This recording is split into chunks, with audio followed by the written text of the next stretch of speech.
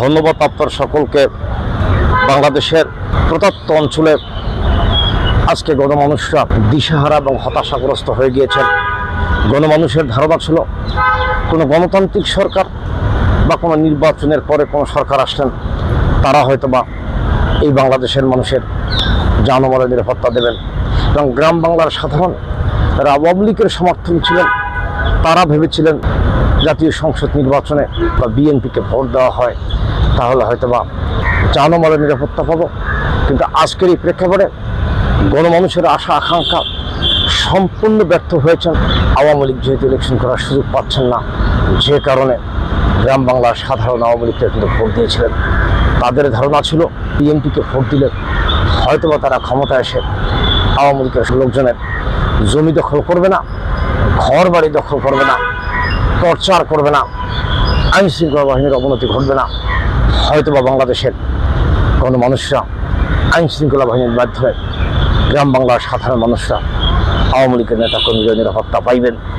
আজকের প্রেক্ষাপটে সমগ্র বাংলাদেশের চিত্রটা সম্পূর্ণ ব্যতিক্রমধর্মী এবং উল্টোভাবে ধাবিত হয়েছেন। আমরা অনলাইনের মাধ্যমে ভিডিও দেখছি কীভাবে আওয়ামী লীগের লোকজনকে টর্চার করা হচ্ছে, তাদের সম্পত্তি দখল করা হচ্ছে। সেই বাস্তবতা কিন্তু আজকে আমরা দেখছি। সেই বাস্তবতারই একটি ভিডিও আমি আপনাদের সামনে দেখাচ্ছি।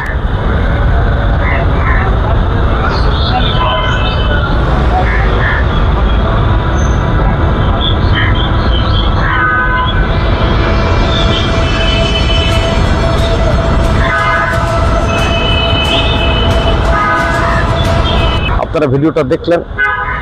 এই ভিডিওটার আপলোড যারা করেছেন তারা কিন্তু বক্তব্য দিয়েছেন যে আওয়ামী লীগের লোকজনের সম্পত্তি দখল করার জন্য বিএনপির লোকরা মারধর করছেন।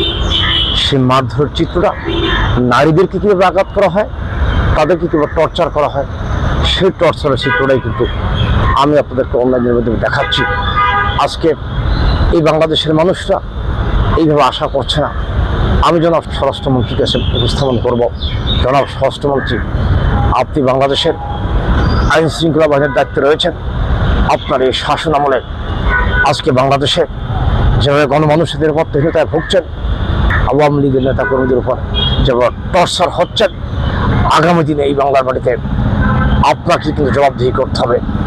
মনে রাখবেন, এই বাংলার বাড়িতে আপনি শেষ স্বরাষ্ট্রমন্ত্রী নেন, আপনার পরও আরও স্বরাষ্ট্রমন্ত্রী আসবেন। আপনাকে সতর্ক করে দিচ্ছি, আগামী দিনে এই সহিংস পরিবেশ থেকে দূরে রেখে রাষ্ট্রকে শান্তশিদ্ধভাবে পরিচালনা করার জন্য আমি আপনাকে উদ্যোক্তা আহ্বান করে আমি আমার সংক্ষিপ্ত বক্তব্য শেষ করার পূর্বে পুনরায় আপনাকে বলতে চাচ্ছি, সহিংস রাজনীতি পরিহার করে সহনশীল রাজনৈতিক আচরণের মাধ্যমে গণমানুষের নিরাপত্তা দিয়ে, জানমালের নিরাপত্তা দিয়ে এই বাংলাদেশকে পরিচালনা করার জন্য আপনাদেরকে উদ্যোক্তা আহ্বান করছি। ধন্যবাদ আপনার সকলকে। সুস্থ থাকবেন, ভালো থাকবেন।